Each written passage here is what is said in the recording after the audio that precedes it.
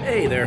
This weekend on Cinema Gulp, we are reviewing Everybody Wants Some. As always, this is a spoiler-heavy review, so if you haven't seen the film, get your butt out there and go see it. And then please come back to us and watch the review.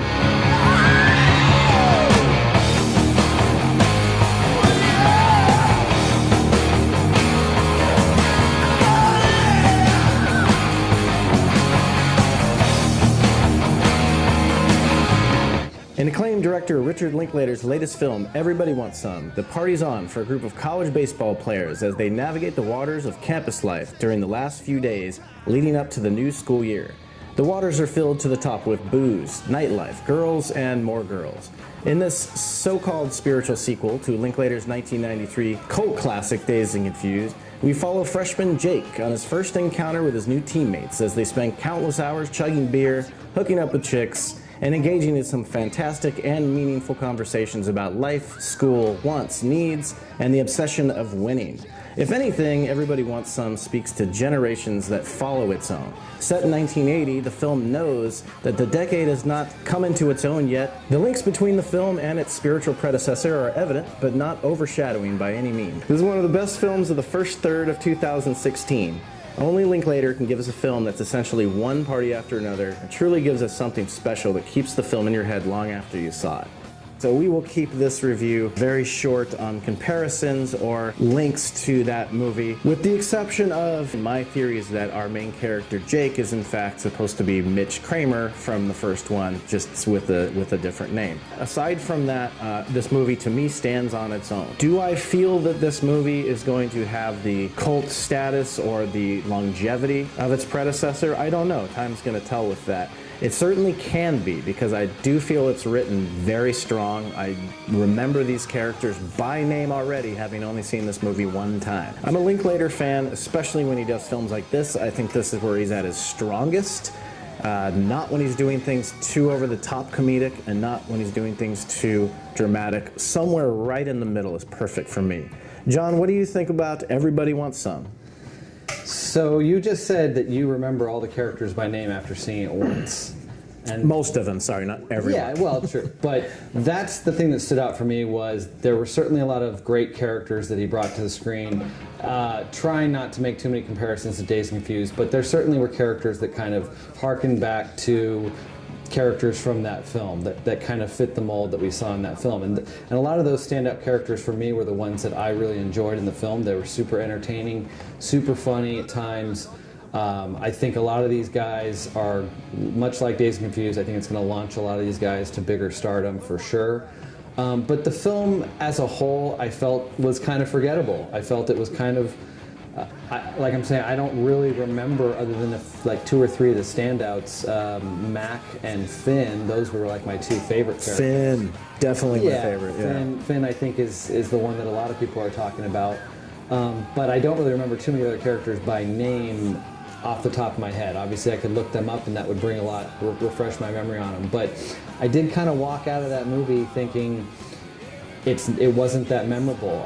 My problem, I guess, would be lack of plot.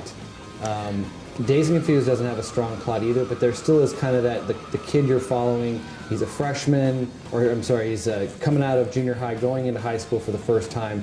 There's all these trials he has to go through in this one night to kind of get the approval of the upperclassmen. He's the young kid trying to lose his virginity in that one night or whatever. Those are all kind of like something for you to follow along with this one character. I feel like Jake, the main character in here, doesn't have that same kind of goal that you're following. Yes, he's trying to hook up with a certain chick. The way they set that up is kind of, you forget about her for so long, and then when they bring her back into the movie just for the last like half hour of the movie, it just felt kind of weak. Like you had forgotten about her and now you're just trying to play off some ending to this movie to show him find love and make this connection with this girl when he's already hooked up with two other girls over the weekend. It's like, how much do we care about this love story that's presented in this film? Not much. So I don't think there's a strong plot to hinge this movie on, and I don't think that was his goal. It was supposed to be like, I feel like it's hanging out with your buddies for 2 hours. And that's a lot of fun, but there's no plot to that. That's you hanging out and shooting the shit and, you know, what do they say in the movie? A lot of fuck-worthery or whatever. Yeah. You know, and The movie definitely had a lot of humorous moments, but I just think that lack of plot was what made it forgettable for me. The groove and my friends, we're gonna try to move your feet. See, I am one to Finn, and I'd like to say hello. Say hello, Finn. To the black, to the white, the red and the brown, the purple and yellow. I got a bang bang, a boogie to the boogie, say don't jump the boogie to the bang bang boogie. Let's rock. You don't stop. Rock the rhythm that'll make your body rock. I agree. There's not a plot to this movie. It is the same viewing experience that you get. And we're already going to break our rule because we have to compare it at least up front. It's the same type of viewing experience that you get from Days. It's the same type of viewing experience you get from Suburbia. I don't know if you saw that in earlier late 90s Richard Linklater movie. I got around to it eventually. It's that one's probably the least comedic. It's more darker in tone, strange, a little more abstract, but same viewing experience where it's just about following these people and placing you in like a situation and a time period. And I like that he chose to go with 1980 because it really doesn't even, the 80s haven't happened yet in 1980. It's still basically the 70s. Yeah, I think that was one thing for me, again, not watching trailers or whatever. I knew that this was supposed to be that kind of 80s update of what we saw in... And it felt like the same time period. Because it is right in 1980, like the point you just made, the 80s haven't truly hit. The styles, the music are still very 70s. Right. The mentalities of these guys and stuff. I don't know that we really wanted to see a mid-80s where everyone was wearing like preppy clothes or something. I think it's funner to be, or more entertaining to be this still kind of coming out of the 70s, even though it does have an 80s influence. So it works for me, but I think going into it, I was hoping for something a little more actual with the feel of the 80s. I to think separate it from the way that I went in to see this movie was theorizing that the main focus, the main character, is supposed to be Mitch Kramer. If you do that, the movie works because you're not being introduced to Jake and watching him try to hook up with a girl and wonder why, hey, how come like he doesn't need to get inducted? How come he's not getting hazed more by his upperclassmen? The reason is because if you look at him as Mitch from 4 years prior when he was being bullied by O'Banion and those guys, what you have is you have someone who's been shown the ropes by all the upperclassmen in high school, knows how to handle his shit, knows how to get girls, and we kind of see that by the end of that movie. And if you remember, not the final shot of Dazed and Confused, but the final shot of Mitch when he puts his headphones on and lays in bed, the camera slowly closes up on him and he smiles. Then it goes to that final shot of the four people in the car driving. But that final shot of him smiling, the same shot is of Jake laying his head on his desk and giving that smile, and then it goes to black. I think there's little subtle hints whether he wants to say that's it or not. There's no reason you put that many similarities in character and that many things happening in his life and character traits for no reason at all. And when I stuck to that point right off the bat, I was watching it as that. And again, the girl plot and stuff like that, it was a weaker point, and at one point I forgot she was even in it because he's on 2 or 3 nights of straight partying in clubs and there's no trace of this girl. But yes, you hit it right on the head. You're following these people from party to party, and Linklater's goal was not to make some beautiful piece of art cinema. It was to get you enveloped into those situations and those fun party times. And for me, it completely worked because I was depressed when it was over that I wasn't one of those people partying. And that my time of that era has passed. Yes. This ain't high school, man. You're at a new level here. You have not earned teammate status yet. Who the hell are you? Oh, Jake Bradford. And until you do, you're nobody. Excuse me. Yeah? Bye. I'd like to introduce you to the new guys. 2 rules. No booze in this house. Number 2, no girls upstairs in those bedrooms. I'm seriously worried about these new guys. Oh! Play a good game, man. Well, there's definitely some aspects that I enjoyed, like the music is great. Right, it's gonna be another good soundtrack. Yeah, exactly. I did think the moment where they all sing Rapper's Delight or whatever seemed a little out of place, that everyone in the car knew every lyric perfectly. I got bodyguards, I got 2 big cars, that definitely ain't the way. Tell me that. Maybe that was supposed to be one of those really I got big butts songs for that time where everybody just knew it, but that surprised me It's too. an early rap song, so it probably did have kind of like the gimmick aspect to it when it did come out. Yeah, that scene threw me off a little bit too. Did everybody learn the lyrics like that? And it went on a little long. I think that could have worked if they sang 1 or 2 verses, but it went on for a while. It did, yeah. But yeah, I think every character on the baseball team had a moment. Either a hilarious moment or just a moment to stand out in the crowd in some way. But yeah, Finn and Mac were my favorites of that group. The guy who gets cut from the team is Willoughby. Willoughby, and he's played by Wyatt Russell, who's actually Kurt Russell's son. Oh, really? And he's been in a couple other movies where he steals every scene that he's in. He was in 22 Jump Street as the quarterback. Oh, okay, yeah. And he's kind of he's kind of funny in that. His character in this was fascinating because he was so strange, and then he wouldn't be around for a while, and then all of a sudden he'd have this really impactful thing to say to Jake. So he was really interesting. But the guy who plays McReynolds, the really tough guy that like breaks the balls in half with an axe, that guy, believe it or not, was the kid in Road to Perdition, and he's grown up. The main kid or his younger brother? The main kid, yeah. Michael Sullivan. Well, yeah, he I think him and Finn are the 2 that are going to be launched to stardom first. He was the Wooderson character. And he had the biggest career out of that movie, I think, and I think this guy's going to do the same. I love the way that Linklater writes characters because they're so freaking real. Like they literally do change. This movie has characters having a great time and immediately start getting pissed off about something or mopey about something, or they're all confused with what others are saying and they're misrepresenting themselves. It's so realistic to how we are, especially at that age when you're trying to make an impression, but you're trying to have a good time and you're trying to get comfortable with your surroundings. I love the way he writes these characters in this. I think for the most part, everyone acted well. I didn't really sense any kind of weak link. I mean, there was people that didn't have as much to do as others. That's another guy who I thought was really funny, and his name is Temple Baker. He played Plumber. Oh, he was great too. He was Always hilarious. supposed to be kind of like stoned a little bit. I think so. He was. Yeah, he kind of like they got him stoned that first day, and he just was like, I want to stay stoned this whole time. Yeah, he was great. Like I said, everybody has their moments, either a standout funny moment or just their character they were able to find that character and make them seem real and believable within this group of guys.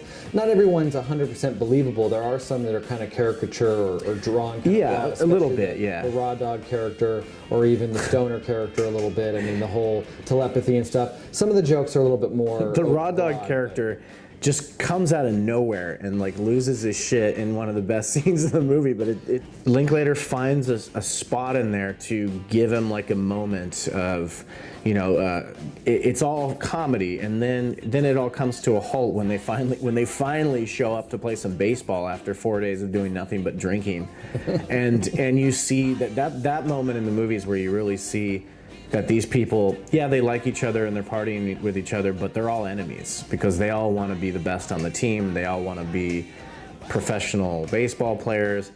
And but his moment at the end of the practice where he realizes how and he comes over and tries to say he's sorry but can't get the words out. The other guy says it's all right, and they do a little pat or whatever. Yeah. And the smile that Matt gives, the understanding smile of this guy's a kook, but he's still my teammate or whatever. We're going to be able to get along. I loved some of those little moments. Yeah, me too. It doesn't all have to be stoner talk. If anything, this one had a lot less of that, which I appreciated because that is only interesting for so long. But it wasn't like, hey, this whole movie's about weed. It was not. I think there's more maturity in this film. There's for sure. a lot more Days maturity. is centered around high school era. Right. This is centered around college. a little bit more maturity. It's not, completely... Well, no, the world is setting into these people. Yes, Whereas exactly. you have the football players in high school that don't give a shit about signing a piece of paper. They just want to smoke weed. These guys would for sure give up pot if it meant going and playing in the big leagues. For sure. Yeah. It's fun to watch these characters interact with one another, varying degrees. Ultimately, in the end, it just engages you and helps you figure out who these people are in the 4 days that you spend with them. Again, party after party after party. I do remember at one point going, ugh, like, are we going to get something else? Is something else going to happen? It was the day moments in the film for me that stood out as more interesting scenes. And then right when I thought it was about to get repetitive, then they would go to a punk party, and the punk party was completely different, and it didn't last as long. And this movie doesn't feel the need to. First of all, Jake doesn't have anywhere near the size of an arc that Mitch had, because Mitch was coming into realizing all these new things that were going to happen, where you wouldn't get that from Jake until he actually started school, Yeah, and even though there's not a strong plot in Dazed either, you as the viewer are following along with this fish out of water character, this kid who's been thrown into, dealing with the upperclassmen and trying to impress them and trying to impress girls that are older than him. It's a lot of first times for him all in one night. Yeah. And we're on that ride with him. This is a little different. None of this is really too much of a first time. Yeah, he hasn't been to college yet, but he's scored with girls. He's been drinking. He's been to parties. None of this is something new for him. So there's a little less for us as the viewer to kind of go along the ride with him. This kid walks right in and immediately has a group of friends, his teammates. Yes, they give him shit. He's the new kid or whatever. A lot of them come right out and say, hey, we're not going to be your friends or make it easy for you right at the beginning. But still, that's part of being a team. You're going to get a little bit of shit. You are friends immediately. So he's got that group that he can jump right into. Yeah, they all kind of accept everybody right away. And they haze the shit out. I love the scene where they duct tape him up to the wall and they just throw baseballs as hard as they can at him, which could kill him. They're hazing him the whole time. I mean, really. Just maybe not as hard. But even when they take him around in the beginning in the car to go try and drum up some girls or whatever for their party, they're giving him shit for even the one girl noticing him. Yeah. Like, hey, what are you doing? Showing making him buy the first round and stuff like that. Or like when he wants to see what room she's in, the shit they give him just to even back up the car to be able to look at her room number and calling him a stalker and this and that. That's the 2 hours of just being with your buddies. Everybody gives each other shit, and that's what you're used to. Yeah.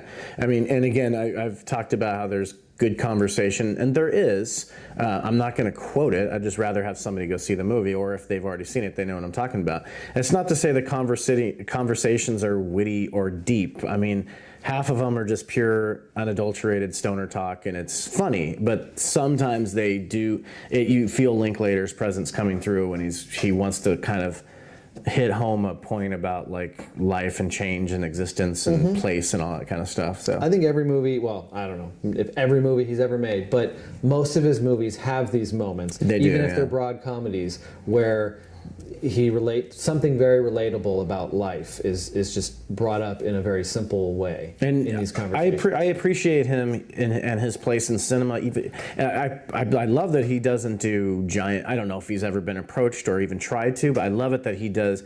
It seems to be the films he wants to do for his entire career. 3 of my favorite movies are his Before series. I love those movies. But yeah, again, to me, this was a no-brainer. I could tell by looking at the trailers, which you did not see, that I was going to enjoy this movie. I was a little bit cautious because I had heard it wasn't as good as its predecessor. But again, they all stand on their own. The movie can stand on its own. I think there's plenty of people who may see this movie without ever having seen Dazed and Confused, and it's not going to affect them. They're going to be able to enjoy this movie for sure. I hope so. I hope that people find it and it gets a place on Blu-ray or DVD or whatever, because I think there's a lot of people that are not going to go and seek it out in limited release and go see it. But it'll grow on video. I think it will. I think just it may have.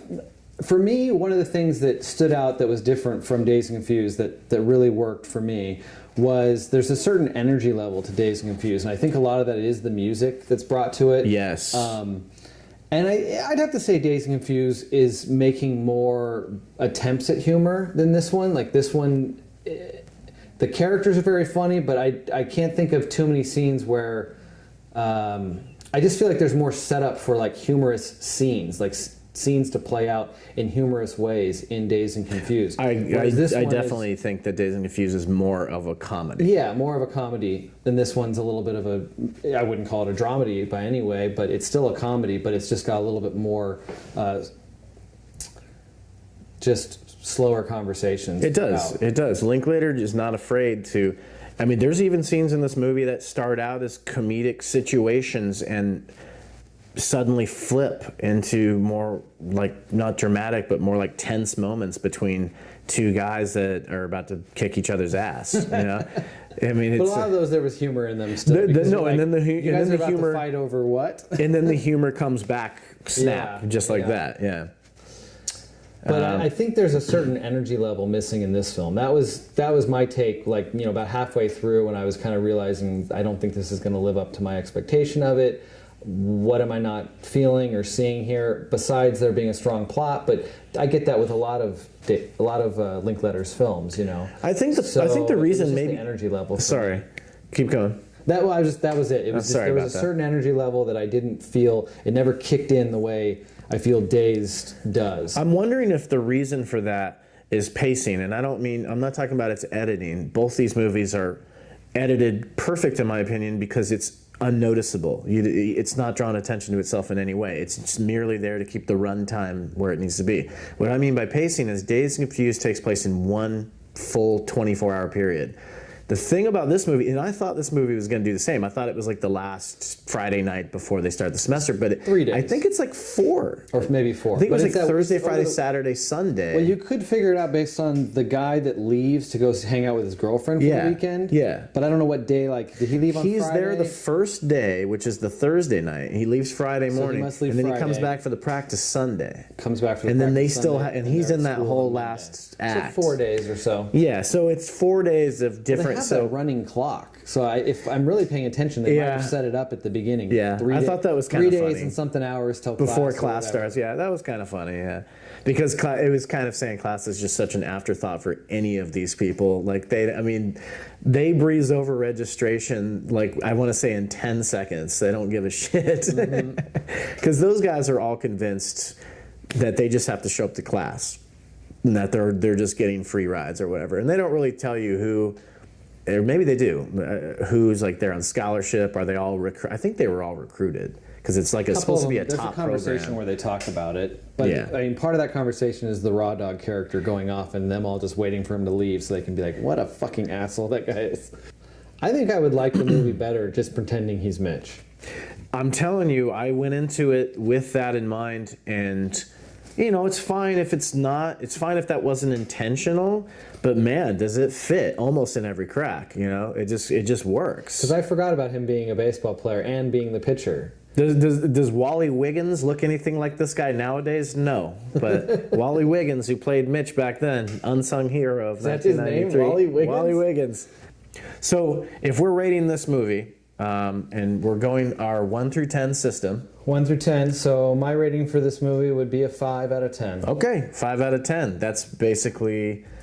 For you, that's not a bad movie. It's not a bad movie. It's middle of the road, but it does mean slightly forgettable. It means a movie that I may not watch over and over, a movie that may not make it into my collection, but it's not a poor movie. It's not poorly made. It doesn't have it doesn't have a ton of flaws that you can't sit through. In fact, this film doesn't really have flaws per se. It's just the lack of a plot is my biggest knock on it. I wouldn't call that a flaw. There's plenty of movies that are made that way, but for my taste, it's something that didn't really make it memorable for me. Okay, I like that. I'm going bold and I'm going 8 because I loved this movie. I loved the way it made me feel. It was nice to see him tap right back into that zone of, even though I'm aging day by day, I still remember being this age. It's clear that he was either one of those characters or knew some of those characters because it's got that same sense of fun and identity that some of his other films have had, not just Dazed. He plays with a lot of ideas in this movie that maybe, like I said earlier, this movie I kind of take the metaphor of this whole movie being placed in 1980, that it's a decade that hasn't yet changed, hasn't yet figured itself out yet. Like every decade when it first starts, it's still trickled over from the last one, and that usually takes 1 to 2 years to find its identity, as a decade. I think he's a smart enough guy that he kind of played with that, and he knew that going in. That's not just me manifesting that myself, that had something small to do with it. I thought the acting was great. I love that it was set in the same location to kind of give it that same feel still, even though, you know, technically it's its own property. But yeah, just for me, like, super home run. And I enjoyed it more than I thought I would, because I was nervous going into it. But I think I can enjoy it more. You know, like, I watch most movies second times. Something that's a 5 is certainly something I will give another watch to. Well, look at me with Dazed. When it came in the theater, I did not like it. That's one of my favorite movies ever. It just took a different viewing to see it. But I think I will, watching this, thinking of that character as Mitch. I know that he's not, but I think that's going to give me a different perspective. Oh, but he is. The film. now that we've talked about that, I seriously forgot about him being a baseball player, which really he was the pitcher. Is such a huge connection. The only thing he didn't do was grab the top of his nose every 5 minutes. Yeah. So where would you rate Everybody Wants Some? If you don't have to think super hard about it, but if you think of Richard Linklater's filmography. I probably have to go through the whole thing to remind myself like exactly where to put it, but I would put it, without looking at that, what my standouts for him are Dazed and Confused and the 3 films in the Before series. We're in the exact those 4 would be like my standouts. Then I would say things like School of Rock, and I even like Bad News Bears, and I would probably have to put something like Bernie and Scanner Darkly, possibly even ahead of this, but then maybe that's where it would fall. Okay. After all of those other films. Yeah, I'm with you. The Before series to me is his best. Well, I mean, Dazed and Confused is one of my favorite movies. The Before series is a really fantastic. That's kind of a work of art. It is, especially if you look at it as a whole, and what he was able to do with those characters over the span of. To me, that's a bigger achievement than Boyhood. Way better. Because that's 20-something years. Each film is excellent. Boyhood is not even a film. Right. No, each film is completely excellent. I totally agree. But yeah, I would put Dazed and Confused, the Before series. I would put this around. I'd put this around Bernie and probably Tape. I did love Tape. I never saw Tape. Probably his lowest budget film to date. Was it a theatrical release? I feel like very small. It was Ethan Hawke and Uma Thurman and somebody else. But I wasn't a big School of Rock fan. He went too much. Cutesy comedy, and he kind of let Jack Black take over, which is fine. I don't think of that as his film. Like, a lot of people don't even know it. I put it higher on the list than other films because it's a very entertaining film, but it's like a Jack Black film, and it's Mike Jack White Black who film. wrote it. It's exactly. not really. It was Linklater stepping up to do more of a studio film, and there's not really his identity in that film. Personally. No, there's not, but it's good for him because it wasn't bad. And it's his highest grossing movie by a mile. Yeah. So he did his one studio film. Jack Black was still up and coming, but I think a little bit. I think he was there. I think he was established. Was what put him on the map for everybody. Yeah, he was getting there slowly. Shallow Hal, all that stuff, and then this one was like boom, stardom. So yeah, it was a Jack Black movie he took on. He probably made some nice dough so he can play around and do movies that he's going to animate over, and then do Bad News Bears, which only thing that saved that movie was Billy Bob being Bad Santa. I thought the kids were fine in it. I think there was a good cast of kids, and that's another one you forget is the Linklater movie. I would say that fits in with the School of Rock, where it's like the actors that are in it that are funny or whatever stand out, but it doesn't come to mind as, it's got the identity of a Richard Linklater film. Right. Both of these, Dazed, Everybody Wants Some, Boyhood, and Before Midnight, seeing him play with timelines and things like that feels more like his signature. It does. That's a good way to put his aesthetic. If you want to pin down what his stamp on cinema is, it is that. That's his comfort zone. Mm-hmm. Yeah. Yeah, and well being put. able to come back to, like, not saying a story's done because time has passed. Let's check back in on somebody. And I think he'll do it again. Honestly, think he's going to make a sequel to Boyhood at some point. You like Girlhood? Or just a continuation of this person's life. How about just a dog's life? Like 10 years of watching a dog just take craps in the grass. Sure, he could do it and make it interesting. I liked his animated, though. I mean, I don't really remember Waking Life all that much. Waking Life was about it was about a lucid dreaming, like knowing that you're in a dream and being able to control it. It was very philosophical. It was good though. There was good performances. It was similar to this in style. Did you not like Scanner Darkly? No, I think I enjoyed it a lot the first time I saw it. It's got Keanu in it, right? Yeah, it's got Keanu. It's got Robert Downey Jr. It's got Winona Woody Ryder. Harrelson, Winona Ryder. You know, it was good. Is Ethan Hawke in it as well? He's in Waking Life. I don't remember if he's in that one. Fast Food Nation, wasn't that a documentary? No, they made a feature about it, I didn't know but based off of, I think, the book or the documentary or whatever. So they're creating a television series, I guess. I just now remembered that on School of Rock. That's I could see that working, but yeah, kind of like how Head of the Class worked. did you? Well, no, it did work. So Me and Orson Welles. Did you see that? no, who was in that? Zac Efron. Oh yeah, And then this guy, Christian McKay, who was playing Orson Welles. I didn't see that. He did a really good job of portraying Orson Welles. He has some really great scenes. Is it later in him the film. as an old man, or No, is it younger Orson Welles? Younger Orson Welles. In his theater days, he's not even a filmmaker at the time. Okay. It's about him putting on a production of like Julius Caesar in a theater, but making it super modern for the 20s or whatever, or the 30s when the movie takes place. It was interesting, but kind of forgettable. Have you seen Slacker? I recently had to watch that for my 91. Is it what I think it is? Oh, no, I haven't seen it. It seriously is just a day in the life of people in Austin. The camera just keeps following different people. There's no plot. There's no...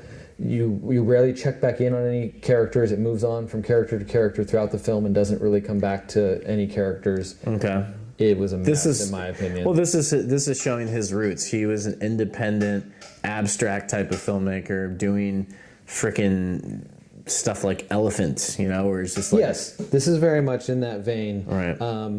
But not even very funny, in my opinion. Like, usually all of his films, even ones that are considered dramas like the Before series, has a certain element of humor to it. Almost all of his films, I think, do. Maybe not Boyhood. We have a little tradition welcoming the new guys. Freshman batting practice! Welcome to the big time, boys. Oh, my nuts! Okay, anything else you want to add? So John's given Everybody Wants Some a solid 5, which in our rating system is a decent. Is that a good word for it? For sure. It's a decent film. I'm giving it a nice big old fat 8 because I love it. I'm sure there's a lot left in this year. I'm sure something else could easily surpass this as the greatest film of the year so far. But for me right now, it's taking it away from Deadpool. All right, that was our review for Everybody Wants Some. If you really liked it, please comment below and tell us what you thought of the movie and of our review. And let us know what your favorite Richard Linklater movie is. We'd all love to hear it. Weird. Everybody wants some. I want some too. Everybody wants some. It's about finding out who you are. You gotta tune in, man. You guys wanna try a little telepathic stuff? Do it. Lock in. What am I thinking about? Baseball. Having a tail. Cereal. Just thinking about sharks. Sharks have tails. That's a good point. That's a good point. Wish I had a tail. Yeah. That'd be awesome. Everybody wants